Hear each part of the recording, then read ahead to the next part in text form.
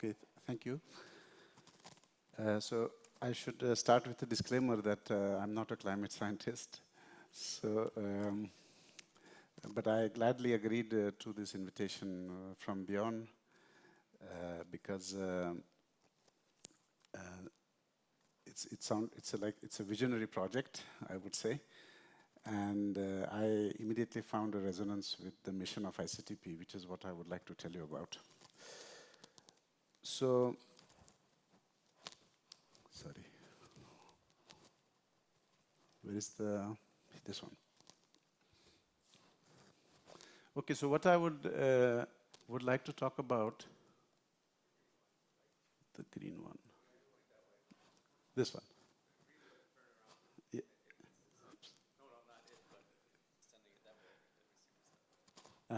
No, I just wanted to show the.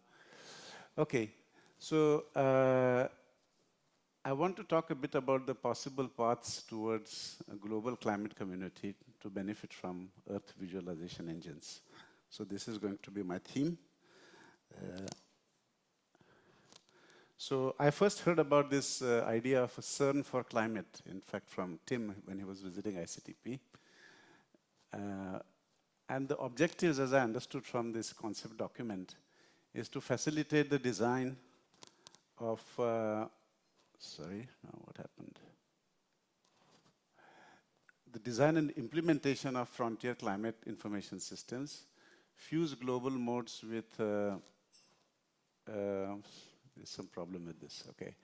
With local granularity, apply impact models to quantitative projections. And what I have understood, the rough idea is to have a federation of 3 to 5 regional nodes, each node with 200 to 300 scientists each, and budget of about 300 million euros. And I think it, as many said, this could even be considered. This is certainly something that one must do, and it looks like something that could even be considered a low-hanging fruit, considering the stakes.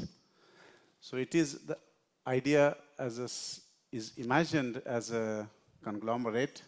It's a transnational effort, and in this sense, it is like a CERN for climate. But however, here I put a question mark, because in a certain sense, it is really not like a CERN for climate. And that point, I think, is is of fundamental importance, and which I want to emphasize. Which also came up, I think, Deborah Roberts also talked about equity and context, and it will become clear when I talk about it. So, as we all understand, a climate model is only as good as the users. So you can have a very fancy model with lots of resolution. But it's essential to build a global climate community which is well trained in all these modern HPC algorithms, machine learning, data science, to effectively use EVE for downstream applications in the global south. So in one sense, EVE is really like CERN in that there is a clearly defined goal. For CERN, there was an ultimate energy frontier. And whereas here, you want to sort of reach the ultimate resolution frontier, which are both technological challenges, and that, in that respect, they are the same. However, in the case of CERN, there was a very clear and very narrowly defined scientific goal. So I myself am a theoretical high-energy physicist, so I know the CERN community very well. And the goal was to discover the Higgs particle. And if you are lucky, discover supersymmetry. And that goal, therefore, CERN was primarily actually just a European initiative, essentially. Later on, other countries joined. And this was possible because the goal was very narrowly defined. Whereas here, the goal is fundamentally quite broadly defined. And we are interested in knowing if you meet this resolution frontier, what are the consequences and how should policies be affected by it? And that is fundamentally cannot be only an issue that is discussed in Global North, and there has to be a real communication between the two. For example, if you take production of hydroelectricity in Ghana, you can have a very high resolution model. Ghana depends a lot on hydroelectricity, but it is really important that there is a Ghanaian community of climate scientists who can use all these modern algorithms, and this was also the point that was brought up by Usman, make the tweaks and the changes in that model, have their own model by which they can actually do the projections. And this is not going to happen just like that. And I really think that, for the, and I really, the idea of Eve is very important, but for its success and for it to have the impact that is being envisioned, I think a substantial fraction of this 300 million, I believe, should be invested in creating this global scientific community. Otherwise, you will have a very nice model that works in Bologna and in Bay Area, but its implications in the South will not be so clear. This second point, I don't have much to say. This has already been discussed. A climate model is only as good as the data. And again, in the global South, the data, quality of data is often an issue. But I don't have very much to say about this. So where does ICTP come into picture? ICTP is this Abdus Salam International Center for Theoretical Physics. It's in this beautiful campus on the Adriatic Sea. This is our campus. And the mission of ICTP is really to make advanced science globally available. So you can now see the connection with what Eve is trying to do. It was founded in 1964 by the physics Nobel laureate Abdus Salam with a unique mission. And there are three components to our mission which are all important here. Excellence at the frontiers of science, global inclusion for scientific resources, and international cooperation through science. So I sometimes describe this as a sun on a blackboard. We don't have a big machine like the LHC, but you see people from all over the world figuring out something about how nature works on a blackboard. And maybe now we will use GPU and machine learning and AI and so on. And it is really envisioned as an international hub for science. And as somebody was saying, it is really an international treaty. It's an international treaty between Italy, International Atomic Energy Agency, and UNESCO, and it is a UN organization. And now, even though we started our life in high energy physics, I want to say that relevant to today's discussion, we now have very strong sections. One is in Earth system physics and quantitative life sciences. Many of my colleagues routinely take part in the IPCC consultations. In fact, one of my colleagues here, Adrian Tompkins, is one of the conveners. And so we do have now a good body of faculty, students, postdocs working in these areas. So this is the first. And as I said, the three pillars of ICTP are excellence, inclusion, and international cooperation. So in terms of excellence, research at ICTP has contributed to several important breakthroughs, including 5 Nobel Prizes. We hold every year about 60 conferences and workshops every year. And 7,000 scientists visit from 145 nations each year to ICTP to really learn about the latest frontier in their field, which includes, among other things, climate science. About 70% of them are from developing countries, and they are fully funded by ICTP. And it's really, I was just discussing this with Jagdish Shukla and Bob Bishop, that they in fact organized a very nice workshop, they said, where climate scientists from India and China and Pakistan could come together, even though in their own country they could not really use that data because it was all national security. But ICTP was a place where this was possible. So this is the component of international cooperation, which I believe is also going to become important when we are discussing Eve. So this is our, just a quick picture. About 180,000 scientists have been to ICTP, 30% of women, about 67 from the developing countries, essentially from every country. And if you look at, not only do we have activities in ICTP in Trieste, but you see that we organize activities all over the world on climate, on artificial intelligence, on many in ecology, and they are spread all over the world, as you can see. So this is ICTP's impact in the year 2022. And this is a very nice quote by what Stephen Hawking said about ICTP. Over the years, ICTP has left a deep legacy in performing and promoting outstanding fundamental scientific research. And in particular, it has had a major impact supporting science in developing countries. And of course, climate science is both a fundamental science and an applied science. And there also ICTP has now a strong base with which it can contribute. So that brings me to the question of Eve and ICTP.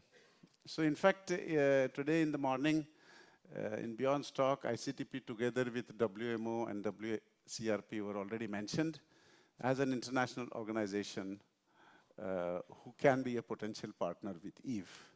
And I would like to confirm here, and ICTP would be more than willing to play its role to make this wonderful vision into a reality and to find ways to deliver the impact of Eve in the most effective way. And I think that's where I really think this should really be part of the thinking, and I believe this is the consultation here.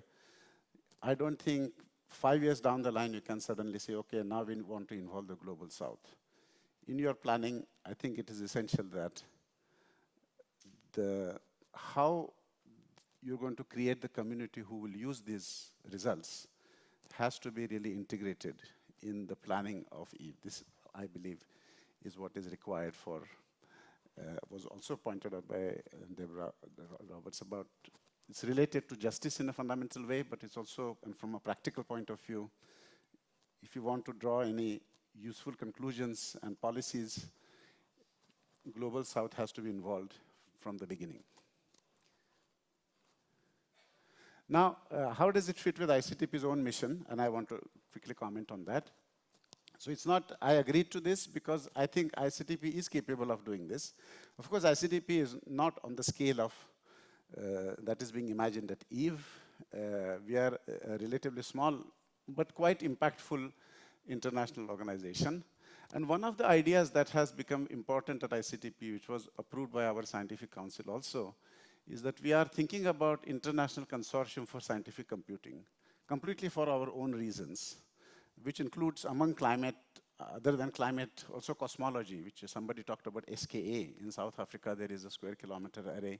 It's going to produce huge amount of data. And how does, we need scientists who can actually use that data.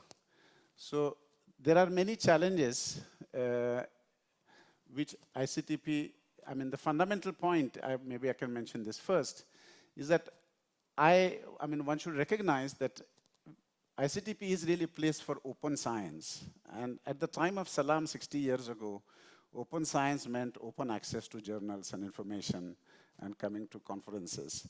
But now, one recognizes that open access to computational resources is an essential component of any conception of open science in the coming decade, because otherwise, science will remain a kind of a privilege and monopoly of a few companies on the west coast of the United States. And this means that we have to make these computational resources globally available. And lack of international cooperations and research ecosystems in the South is human capacity in these emerging fields, computational infrastructure. Just to give you an example, Africa's top facility is 182nd in the top 500. Growing divide between. And because of this, we decided that we want to actually create an international consortium for scientific computing about 2-3 years ago. And we are working towards it. And the idea would be, a solution would be to create a shared platform to seize these opportunities, new algorithms and new hardware, open access, offer access to our colleagues in the developing world to large-scale computational facilities. I will come to that in a moment. Strengthen training programs, tackle selected scientific grant challenges. And one of them can be the climate. So we have made some modest progress. I think we have had now agreements with countries like South Africa, Rwanda. We are working on it with Brazil. Agreements with national facilities like Chineka and INFN. So Chineka has the Leonardo supercomputer is, I think, the second biggest in Europe. And so Chineka is very happy to collaborate with ICTP. they often make time available to our colleagues in Rwanda because they know ICTP. One of the problems is that you don't know who are the people that you're dealing with. So how do you identify scientists whom you want to make these resources available in their, and that's where I think ICTP can play a role. As well as agreements with private foundations, Simons Foundation, Moore Foundation. So I think we are working towards it. It's a beginning, but I'm quite optimistic as you are for Eve. So just to give you one example of a pilot project. So we signed an agreement with the National Center for High Performance Computing and National Center for Theoretical and Computational Sciences in Africa. Actually, the Minister of Science was present at the World Science Forum. And South Africa is promising to contribute to this consortium in a substantial way. And one of the research projects that we identified is a climate science project to develop and optimize a high-resolution model of the kind that Eve is thinking about. And it involves local scientists, it involves local postdocs and students in South Africa who will come to ICTP, who will participate. ICTP scientists will help them, or internationally the scientific community of climate scientists can get involved. And funding required is of the order of 2 to 3 million euros we identified for this particular project. And we, in fact, approached some private foundations like Gordon and Betty Moore Foundation. So it's really a consortium. So the idea is it's really international. It is a consortium. It is not being done by one institute. It's not a center. And it is for scientific computing. It's not for self-driving cars, for example. So I'm just suggesting that this could be a possible bridge for Eve through ICTP, and I'm just throwing some ideas here, and I would love to discuss this further with colleagues who are working on Eve. One can think of institutional rather than individual programs. Eve alumni could themselves become teachers, partnerships and networks for sustained long-term support. Using this big network of ICTP scientists, one can have some kind of a model where people get the opportunity to have training and experience on a rotational basis. So there are many possibilities which could be explored, and I think ICTP would be willing to play whatever little role we can play. So there can be other things like MOOCs and summer schools, master's programs. I think there are quite a few. I think ICTP offers a broad portfolio of way of engaging with the scientific communities around the world, and one can think of right ways to have the necessary interactions for that are relevant for Eve. So I think I will stop here. Thank you.